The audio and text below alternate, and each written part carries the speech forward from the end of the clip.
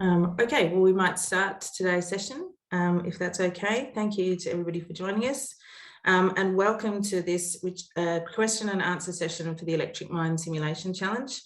My name is Lizzie Brookman. I'm the Innovation Systems Partner at Unearthed, and I'll be your host for today's session. I'd like to welcome all of you from all over the world, from wherever you've joined us this morning. Maybe not as early as 6 o'clock in the morning for some of us in Western Australia, but maybe late at night or in the middle of the night. So thanks everybody for getting on and joining for today's discussion. For those of you who might not be familiar with Unearthed, we're an open innovation technology company based in Perth, Western Australia. We're a company who is focused on helping our partners and our industry solve challenges to reach a shared goal of sustainably producing critical minerals. We believe that by creating communities of bright minds, innovators and ideators, such as yourselves, from different backgrounds and diverse industries across the world, we can unlock new ideas and potential and solve problems differently that can accelerate us towards that goal. And so to that end, we're super excited to be participating and partnering with Oz Minerals and the Electric Mine Consortium on this challenge, which is focused on shifting the dial towards the electrification of mining. With me today is Brett Triffett and Katie Holmes from Oz Minerals and Paul Mahoney from the Electric Mine Consortium, who will start today's session by taking us through the Electric Mine Simulation Challenge and taking a deep dive into what this opportunity presents all of the ideators and innovators that are joining us today. From there, once we finish the presentation, we'll move into a Q&A session where you have the opportunity to pose any of your questions to the group. Just starting with a little bit of housekeeping. If you have a question, if you could please pop it in the chat and we'll move through them as we go through today's session. Could I ask you all, unless you're speaking, to please have your microphones turned off so that we don't have any background noise or interference, but please feel free to keep your cameras on. It's a lot better presenting to a sea of smiling, moving faces than it is static pictures. And we'd love to see all your lovely smiling faces. And lastly, today's session is being recorded and it will be available online after we finish today. So please look out for it on the challenge page. Included in the chat is our link to the Unearthed challenge page if you're still yet to jump on that and take a look and register for the challenge. And I think that's probably it with the housekeeping. So without further ado, I'd like to introduce you to Brett Triffett from Oz Minerals, who will begin today's presentation. Take it away, Brett. No worries. Thank you, Lizzie. Hello, everybody. So my name's Brett Triffett. I'm a technologist in the Think and Act Differently Ideas Incubator, which is powered by Oz Minerals. I'd like to also extend a welcome to our webinar this morning. So it's terrific to have so many people online. I think at the moment we've got about 40 people have dialed in. So it's really, really terrific to have such a great level of interest in what we're up to. So I'm feeling very lucky to have attracted such a wide group of people this morning. So welcome. Something that we really like to do with all of our online events is to start with a welcome to country. So I'd like to begin today by acknowledging the traditional custodians of the land on which we're all meeting. So whether you're in Australia or overseas, and I'd like to pay my respects to their elders past and present. And I'd like to extend a particular warm welcome and pay my respects to any Aboriginal or Torres Strait Islanders that are on the call today. So you're welcome. So in terms of what we want to run through today, so I'm going to hand over to Paul Mahoney in a second to give you a bit of an introduction to the Electric Mine Consortium. So who we are, who's in the tent with us, and what our aspirations are as a consortium. Then Katie Holmes from Oz Minerals, who's our GM of Transformation, is going to give you a bit more of an overview of the Think and Act Differently Ideas Incubator, which is really the vehicle that we're using to help transform Oz Minerals and set it up for the future. And then we'll dive into the challenge itself. So I'm conscious that a lot of people on the line may not be completely familiar with the mining industry. So I'd like to provide a little bit of an overview, very, very high level overview of the mining value chain. to really start the ball rolling in terms of helping to build your capability from a mining perspective. And then we'll dive into the challenge and the opportunity as well. And we should have plenty of time at the end for Q&A, and Lizzie's going to facilitate that for us. So with that said, I'm going to hand over to Paul to introduce the EMC. It's over to you, Paul. Thanks, mate. Thanks, Brett. So yeah, look, the Electric Mine Consortium is a pretty interesting group. It's quite novel in the mining industry, and in many ways, I guess it's a bit of a product of its time, with the shift of rapid shift of energy technology and decarbonisation. We did a research project that started last year just to look at the question of mine electrification. There are about 40 or 50 companies from across Australia involved in that. And at that point, it was really a discovery process. Things were moving so quickly, though, that by the end of that year, a lot of the companies that were involved in that research came to us and said, look, this is great and it's interesting, and we all really understand now the value of electrifying our mine sites, but we don't want to look at it anymore. We want to understand how to do it. We want some action. And so with that, we set up the Electric Mine Consortium. It's very much a mining-led group. There are 7 mining companies involved and 9 service companies. So the mining companies tend to be the mid-tier base metals, gold mining companies. They're not the largest companies. And that's interesting because they tend to be, in the mining industry at least, the most innovative, from what we've seen. The gold and base metals companies who have some exposure to the battery minerals space are the ones in many ways that are most compelled to shift with decarbonisation. The pressure from stakeholders and customers is quite strong right now, and I think is only going to increase. So that's how it started.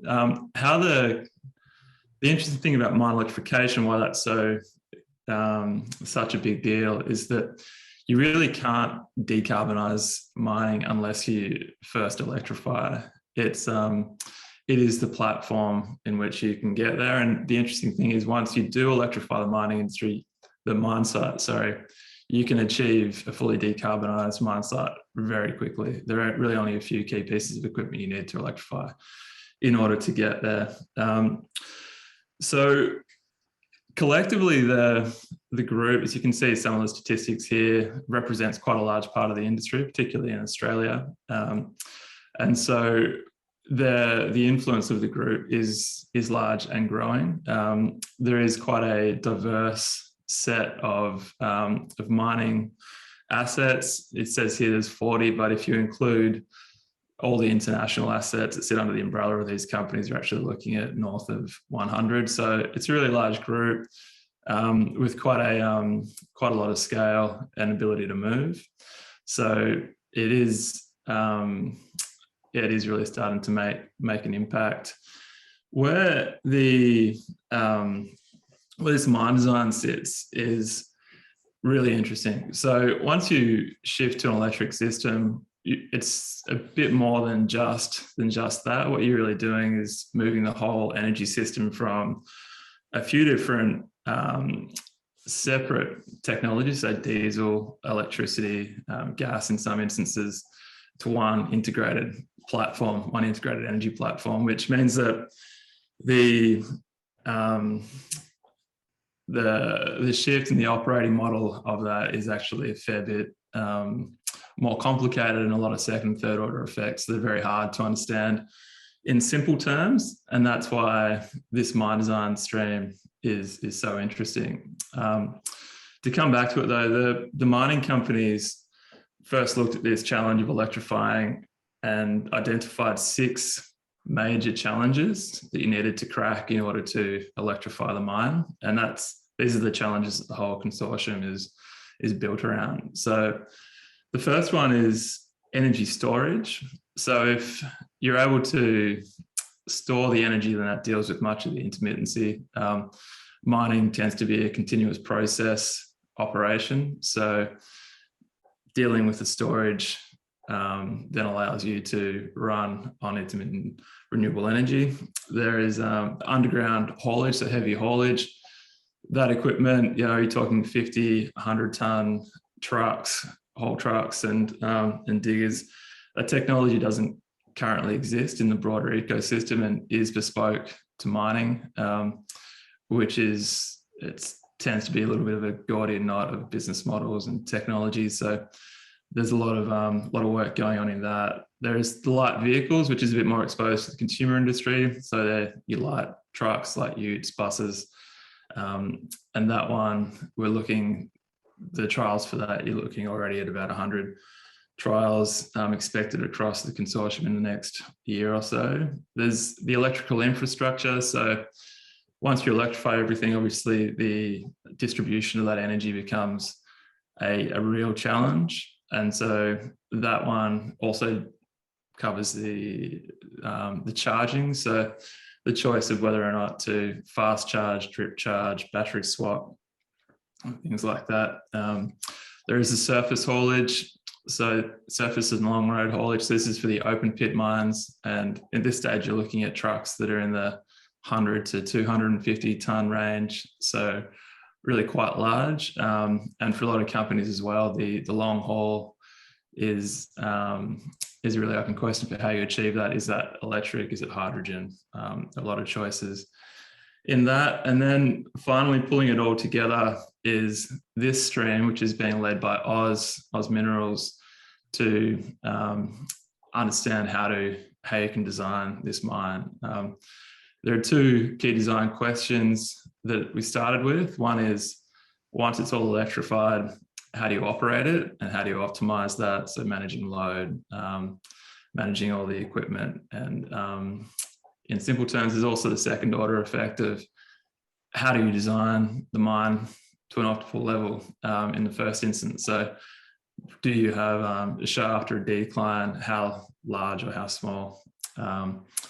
And things like that. So that's look, a pretty short summary, and apologies if I skipped over a few things. It'll probably all start to make more sense as the call goes on, but that's it in a nutshell.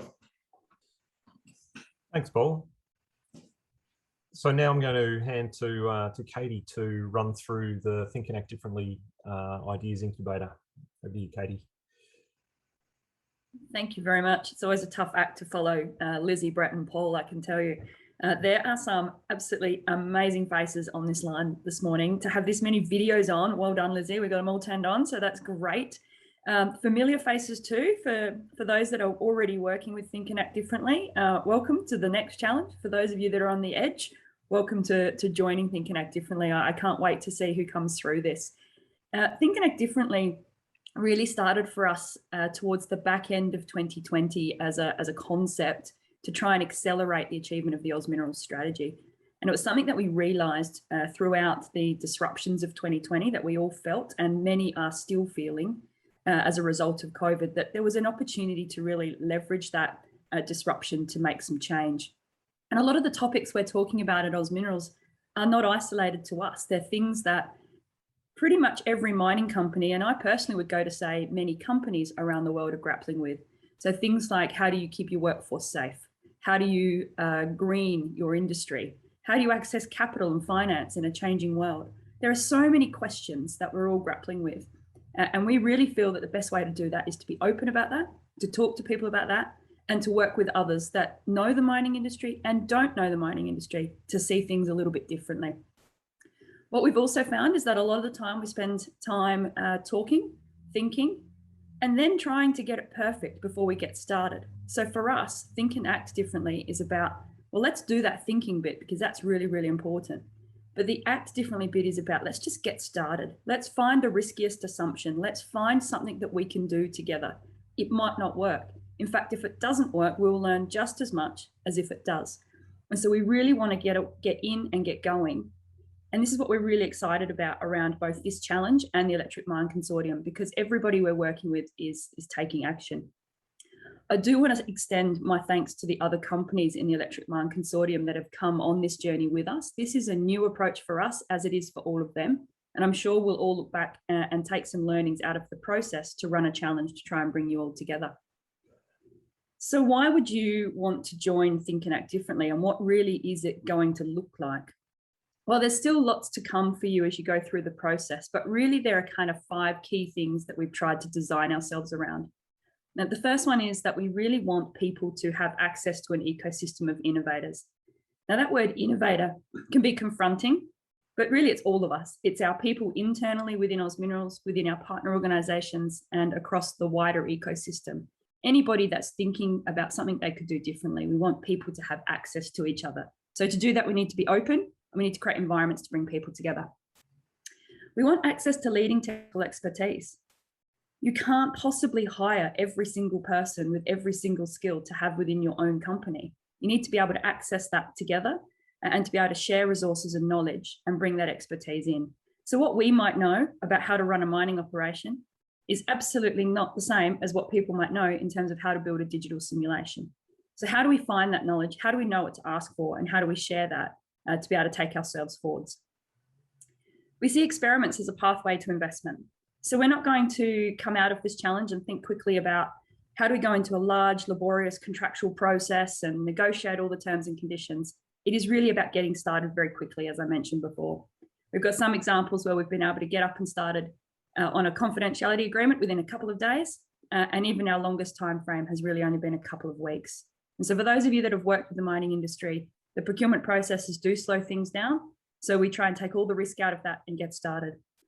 Importantly for us, we make sure that in that initial experiment that we talk about and where we go, we don't talk about IP. The IP belongs with the person that brings the idea to the table.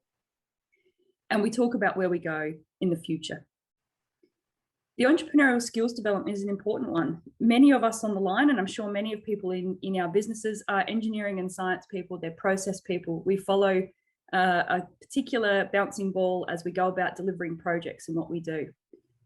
Also, because of the way the safety impacts have come through the industry, we are used to following procedures, processes, rules, guidelines, and all of these things are really, really important, and they mean that people don't get hurt.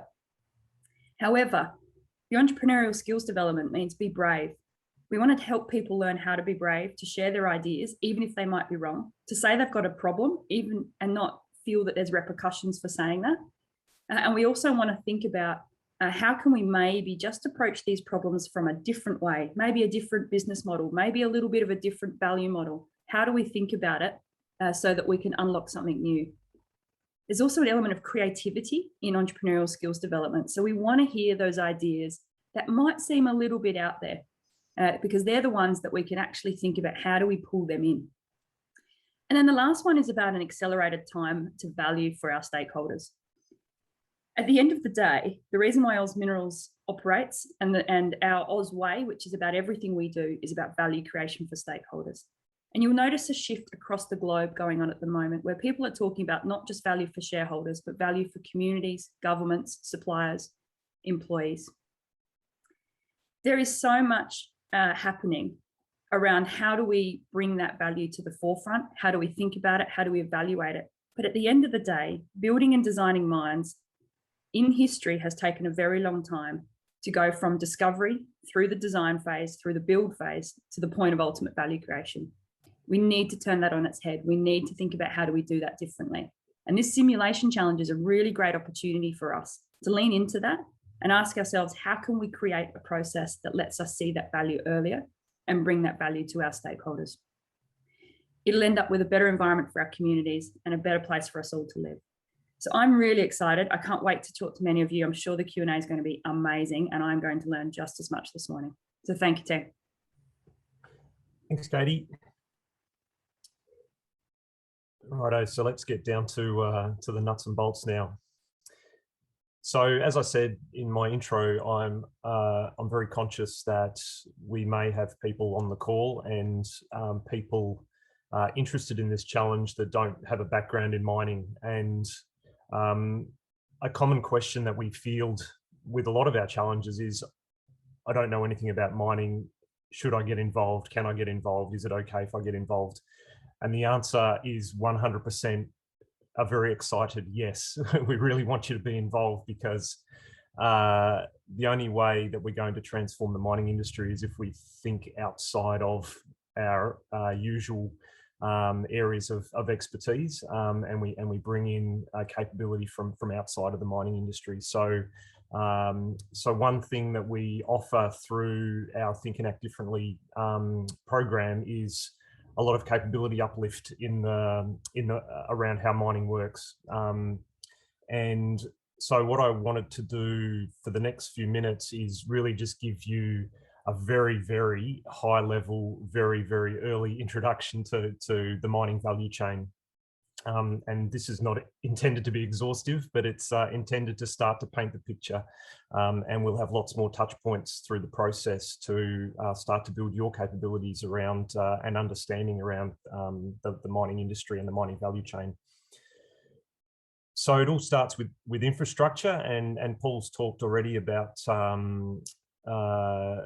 the power piece and the importance of the power piece. And so I call out specifically on this slide power and water as being very, very important parts of the infrastructure value chain.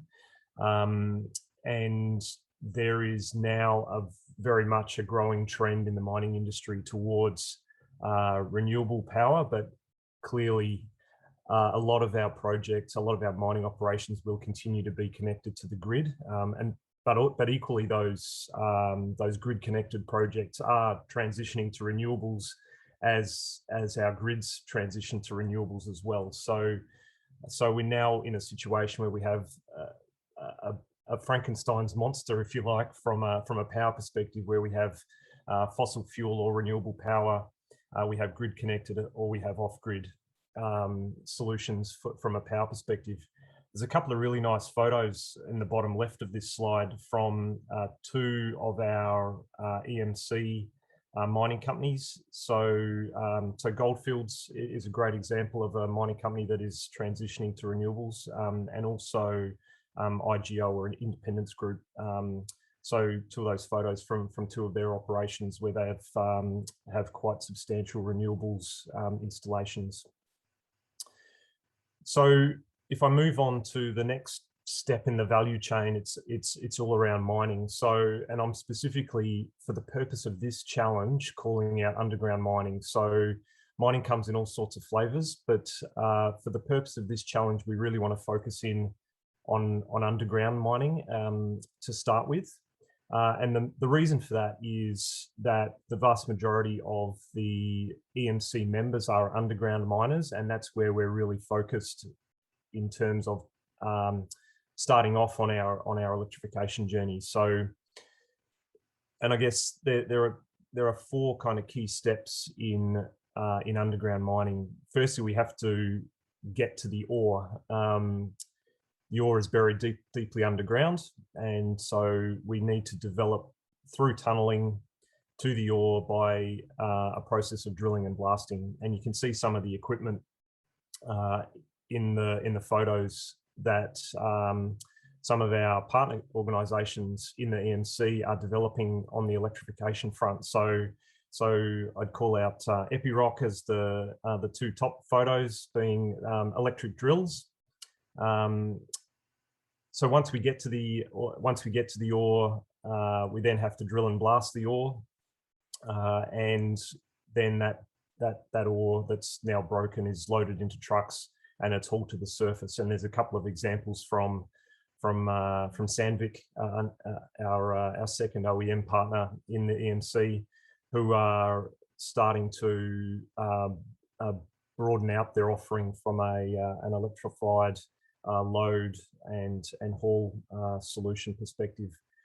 So that haulage to surface is either via truck or it's via conveyor, or it's via a shaft to bring that ore to the surface. But in any case, those solutions all need to be electrified. Once the ore reaches the surface, it has to be processed. So the intent there, of course, is to separate the valuable metals or concentrates from the waste material So initially the ore has to be crushed and ground to a fine consistency, and then some sort of separation process.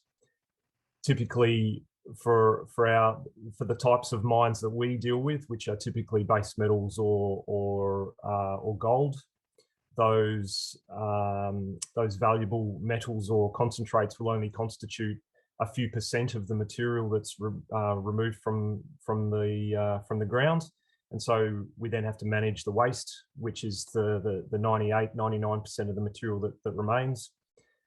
And then the last part of our value chain is transporting that valuable material to market. And there's a couple of photos from our Prominent Hill operation with Oz Minerals, where you can see the processing plant off in the distance and a truck taking some concentrate to market. So that's our value chain at a very, very high level. One thing I wanted to do now is actually maybe deep dive a little bit more into the underground mining side of things, and I'm going to take a bit of a technology risk here and share with you a three-dimensional model of an underground mine. So bear with me for half a sec. Share screen.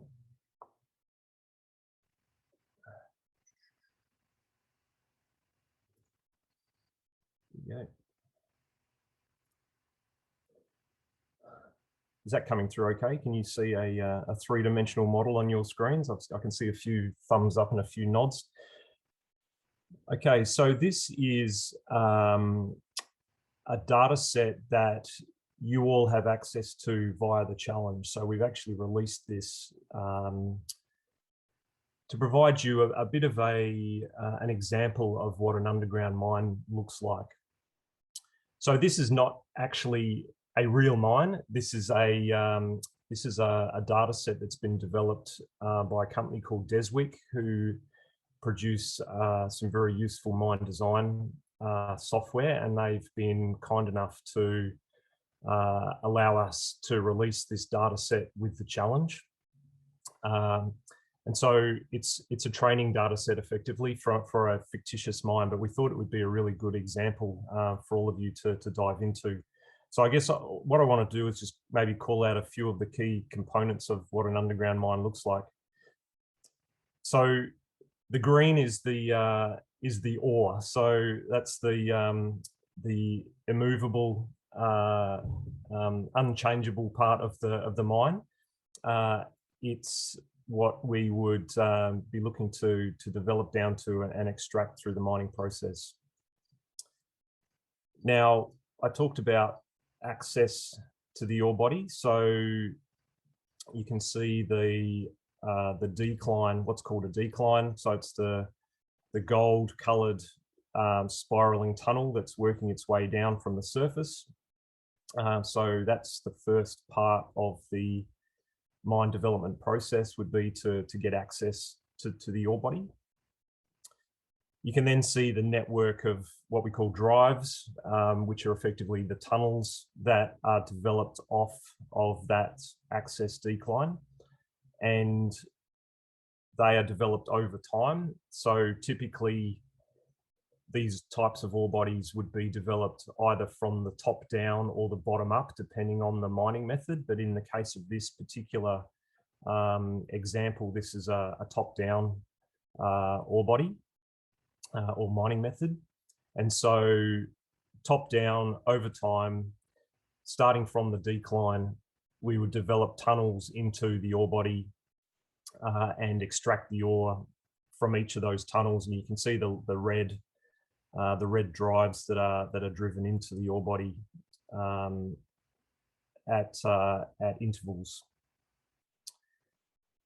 So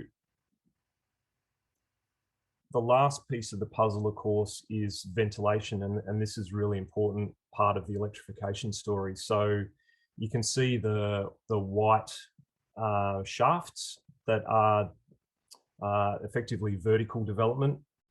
So moving air around in these underground mines is really important. It's important to manage diesel particulates. So as we burn diesel underground, we need to clear those diesel particulates out of the mine to make the air safe to breathe. As we drill and blast, the development drives, but also as we drill and blast the ore, as we extract it, we need to clear out the blasting fumes and dust that is created by the blasting process. We also need to manage temperature. So lots of these ore bodies are deeply buried underground. There is a certain amount of heat that's generated by the surrounding rock, and we need to be able to clear that out of the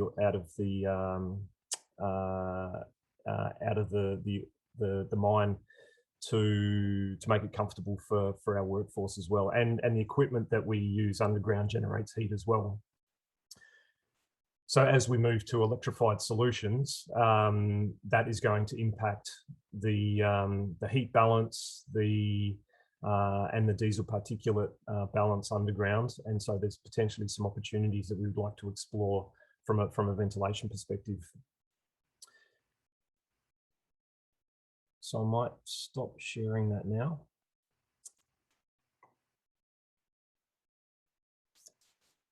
Stop share.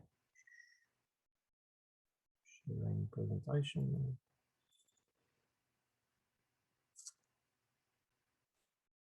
Alrighty. So of course these mines are developed over time as well. So the entirety of the three-dimensional network of underground tunnels doesn't appear overnight.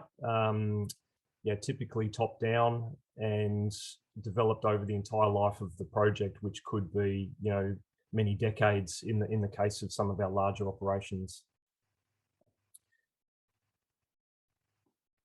So if I move on, let's talk about the challenge now. So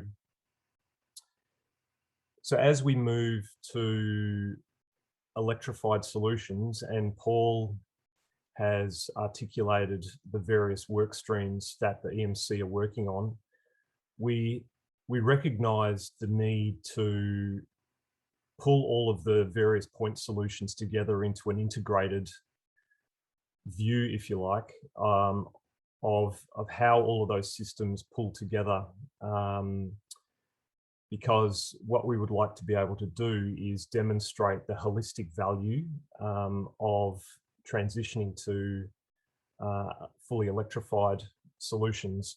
So if you think about the storage solutions, the heavy haulage, the light vehicles, the electrical infrastructure, the mine design, the ventilation, as you pull all that together into a holistic system, we would like to be able to articulate and understand the value associated with electrifying all of that, and understand the life of asset value associated with that.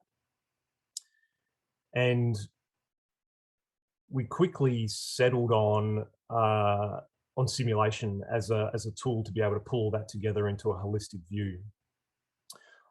I guess the other thing that we felt was important was to be able to ultimately communicate the value associated with electrifying our mines with all of our stakeholders. So if you think about regulators, government, the community, employees, we wanted a tool that we thought would be useful to be able to demonstrate and communicate that value. And we thought that simulation and virtualization of the outputs from simulation could potentially play a really important role in us being able to communicate the value, particularly to a non-technical audience. So that brings us to the challenge, which is what we would like everybody on the call today to do is to propose a design and an approach for developing an open architecture simulation platform. So initially, we would like to use that platform to compare a fully electric underground mine with its diesel-powered equivalent. But eventually, our aspiration is that this tool could potentially go on to be used simulate other parts and subsystems of the value chain. So if you think about open pit mining, you think about processing, there are, I think, a lot of opportunities for this tool to grow over time into a really, really useful platform, really valuable platform that can be used to simulate the entire mining ecosystem. But we don't want to start with trying to boil the ocean. So the first challenge that we're putting to everybody on the call today is to start with underground mining.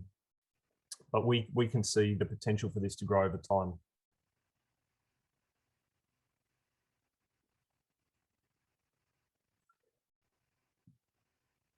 So drilling down a little bit more in detail. So from an emission source perspective, all mining companies and all industry more generally globally will emit 3 scopes of emissions. There's the fossil fuels that are burnt on site, and in the case of our projects, in large part that diesel is burnt in loaders and trucks, but many of us also burn fossil fuels in on-site power generation.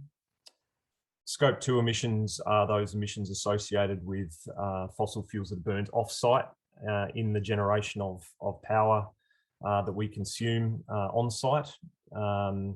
And a bit of a fun fact is, between 60 and 80% of the power that we consume in our mining operations is typically in that grinding process. So it's reducing the size of the ore to a particle size that the valuable minerals and metals can be extracted. And then scope 3 is associated with fossil fuels burnt in the inbound supply chain and outbound supply chain when we're transporting and processing our final products.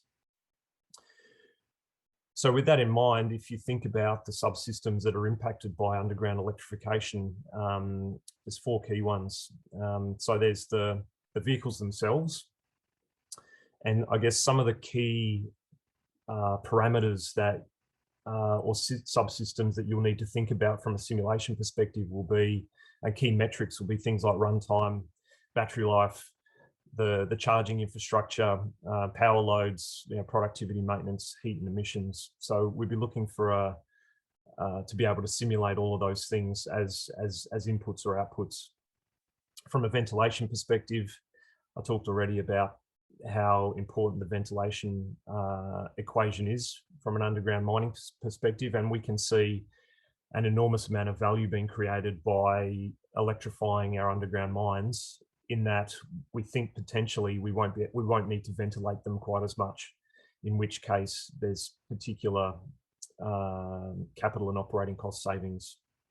And so the things we'd be looking for would be to simulate, again, power requirements, shaft and drive designs, heat and dust loads, and also the diesel particulate loads. From an electrical infrastructure perspective, we're looking at the feeder system, so all the cables and feeder systems that are required to feed the extra power that we would need underground, and then all the charging infrastructure, and obviously then we've got layout and peak power loads that we'd need to understand. And then from a mine design perspective is, how do all of the changes in the above mentioned subsystems kind of materialize in 3 dimensions in the underground mining space? So things like excavation sizes, layout and location of infrastructure, and all of the interfaces associated with transporting the ore. So from a solution perspective, we're looking for an open architecture, and why we think this is really important is we really want to have the ability for this to grow over time, and for people to be able to come along and plug modules into this over time as it grows.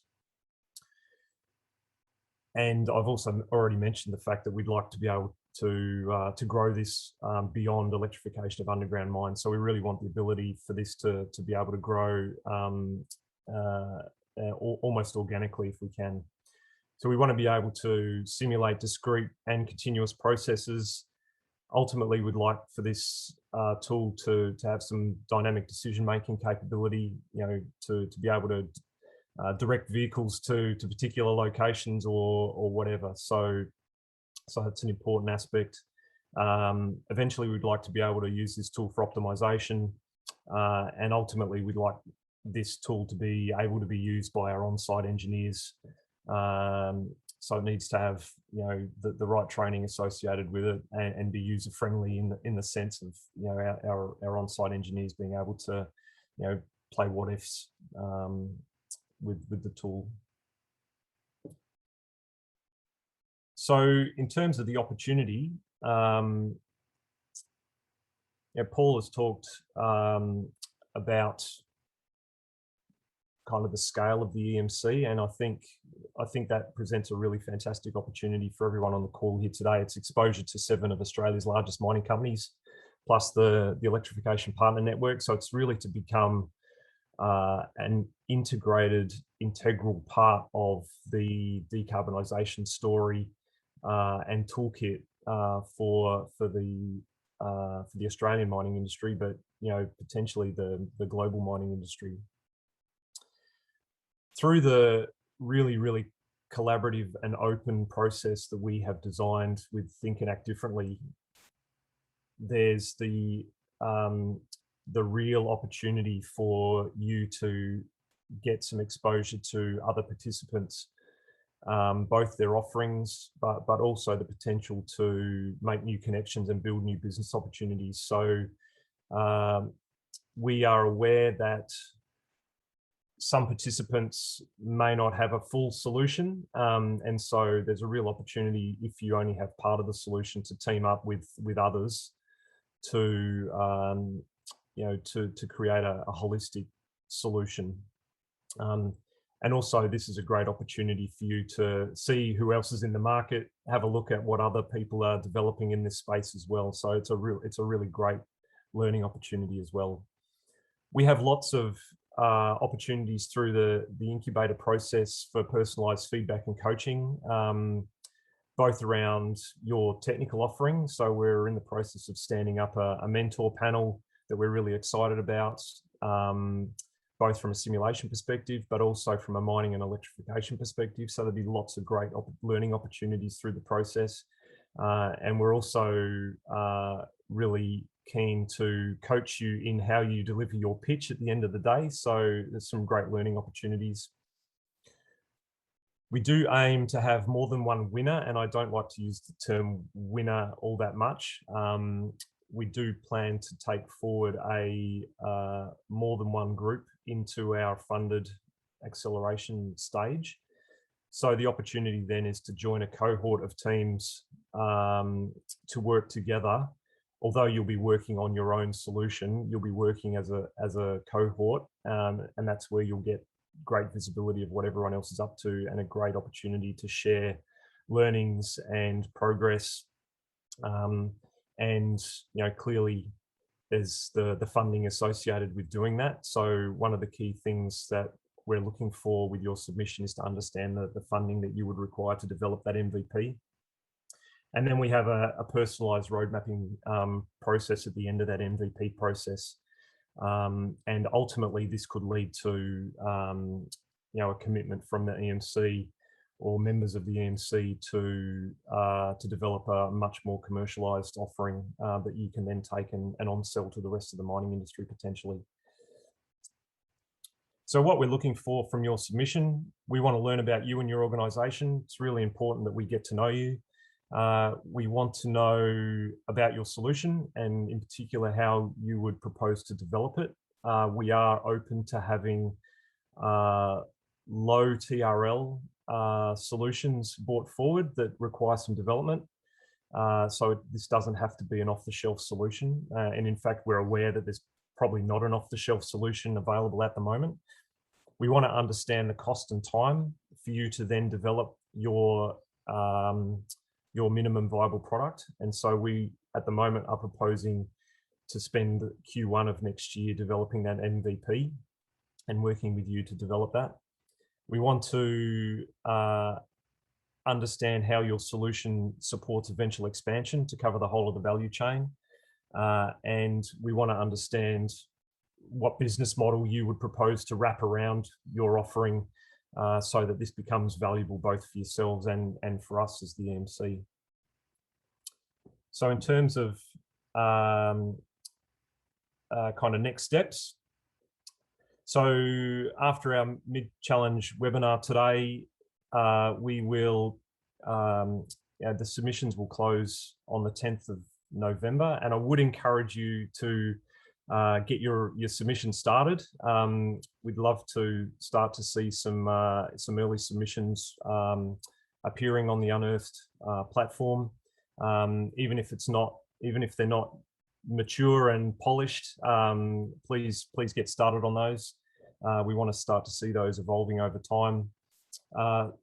So by the end of November, we'll look to notify our finalists. So we will put together a long shortlist or a short long list of teams that we want to take through our convergence process, and then we'll technically really deep dive with you through January and through December and January, and that will culminate then with a pitch event at the end of January, where you'll have the opportunity to stand up in front of potentially a couple hundred people who represent the entire EMC ecosystem. And so we want to give you the opportunity to get some great exposure across all of these businesses. And then our cohort will kick off in earnest in February. So that's all in terms of presentation. So I want to open it up to questions. Thanks, Brett. And thanks also to Paul and Katie for taking us through that today. We have a few questions that have already started coming through, which is awesome. Please keep sending them through on the chat. The first question is from Nasimi. Does the Deswick 3D training data set represent a final stage of an underground mine? Hi, Nasimi. Yes, it does. So what I presented to you today is the final stage, but also in the same data set that we've released with the challenge, there's a representation of how that develops over time as well.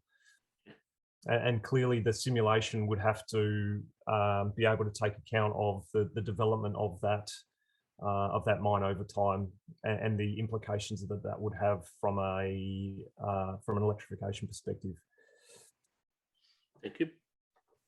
Awesome. And Adrianus has asked, is it only battery electric vehicles that could be considered in this solution?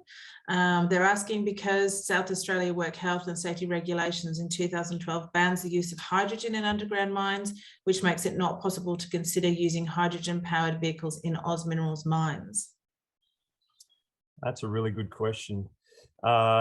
So at the moment, yes, our focus is 100% on battery electric vehicles in underground mines, but there are lots of initiatives underway, both in Oz Minerals but across the broader mining industry from a hydrogen perspective.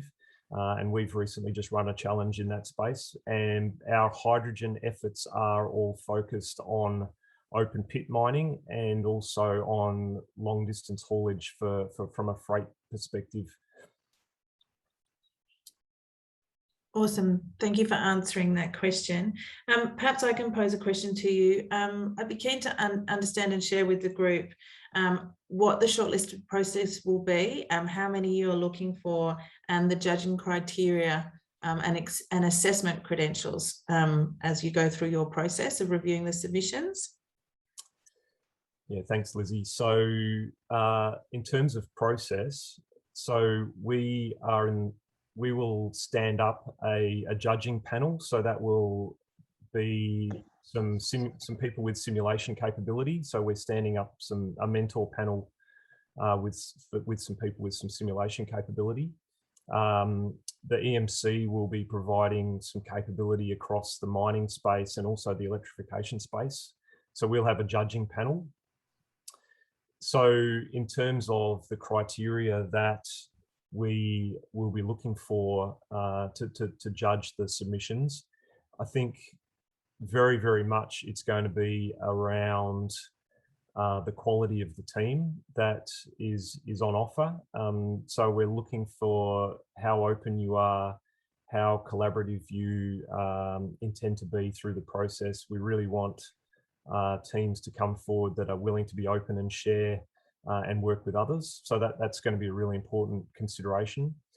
Clearly, the quality of the technical offering is going to be really important. So, our simulation gurus that we're going to bring into the tent with us will weigh into that fairly heavily, and the ability to of the solution to expand to consider the rest of the value chain, I think, is going to be really important as well. So those are kind of some of the key judging criteria. In terms of the number of teams that we plan to take forward, I think our aspiration is that we will take more than one forward, but it's going to depend very strongly on the quality of the submissions, the funding requirements, and the willingness of those teams to work together. But my aspiration is that we would definitely be looking to take forward, more than one. Did I answer all your questions there, Lizzie? I think I did. Yeah, that's fine. I peppered you. I know I did. But that's great because you answered it awesomely, and we've got a few more questions that have come through on the chat, which is fantastic. So Mohammed has asked, are you also looking at optimization in terms of electrification across complete mine to market value chain as part of the submission? So I think yes. I think the keeping in mind though that the initial scope is electrification of underground mines. So we really want you to kind of focus in on that.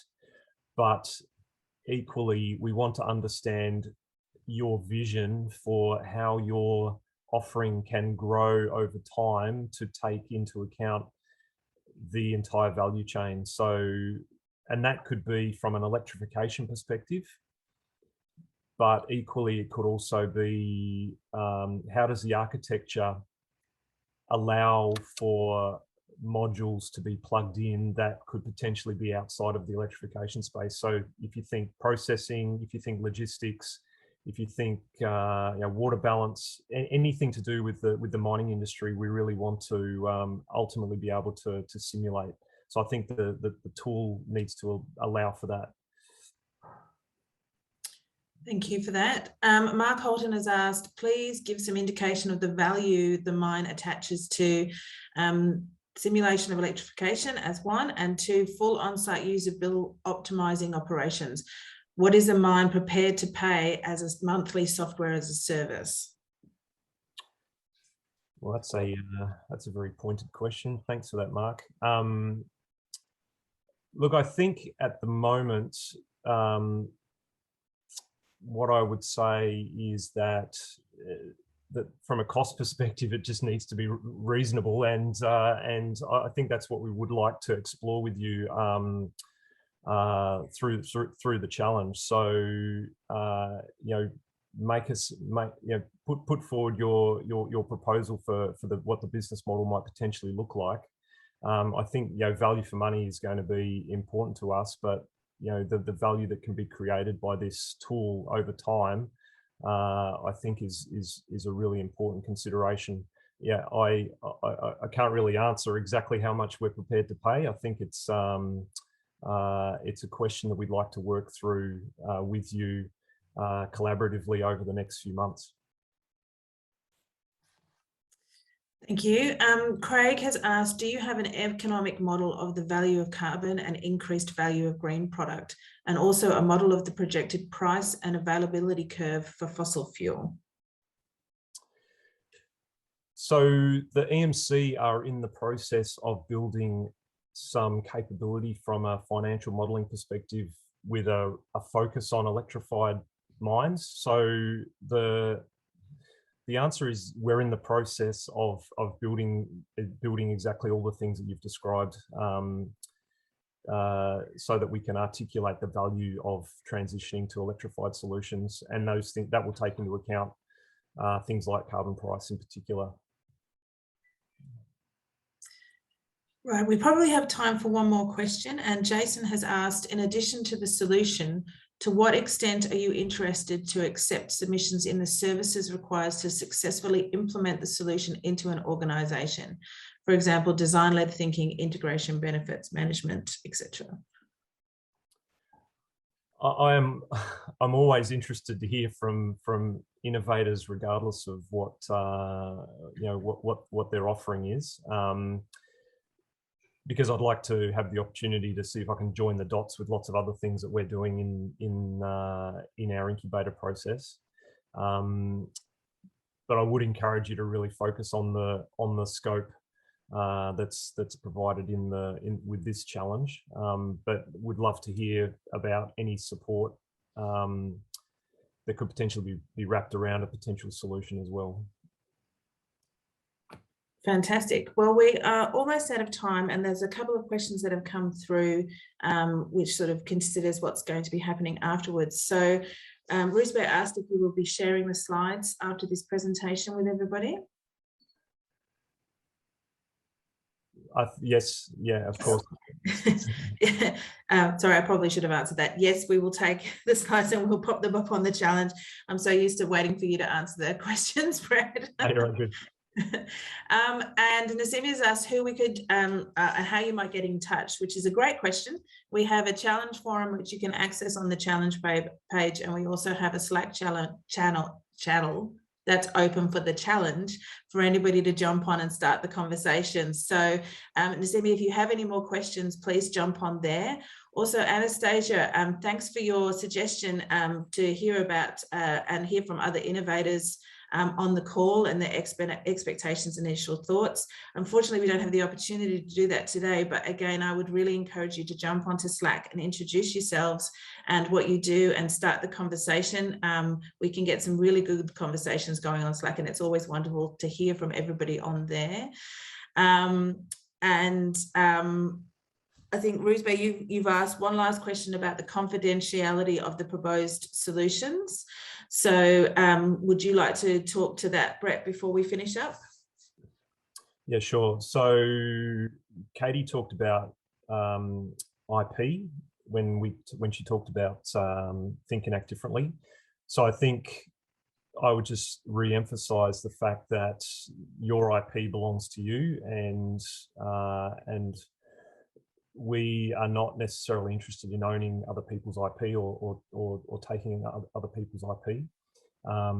So we want to create value for everybody through this process, and we clearly will commit to confidentiality, and all of the partners who will be part of the cohort, including the EMC members, but also the other participants, will be asked to sign on from a confidentiality perspective and not to share anything that they learn outside of the process. But equally, what you are prepared to share is entirely up to you. So you set the boundaries in terms of what you're comfortable sharing through the process as well. Awesome. Thank you for clarifying. I know we have a couple more questions, but unfortunately we've run out of time today. I'll take a copy of those questions and we'll post them in the forum and respond to them. So Greg will certainly get back to you via the forum today. That is the time for today. Thank you to Brett, Katie and Paul for taking us through the the Electric Mine Simulation Challenge.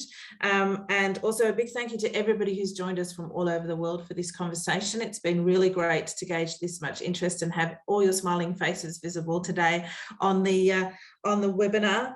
As I said, please jump on Slack, please jump on the forum and ask your questions. And don't forget to check out a copy of today's recording, which we'll post on the challenge page very soon. Thank you all for joining us today, and good luck with your submissions. Thanks, Lizzie. Thanks for hosting. Cheers. Good job. Bye. Thank you. Bye now. Bye-bye.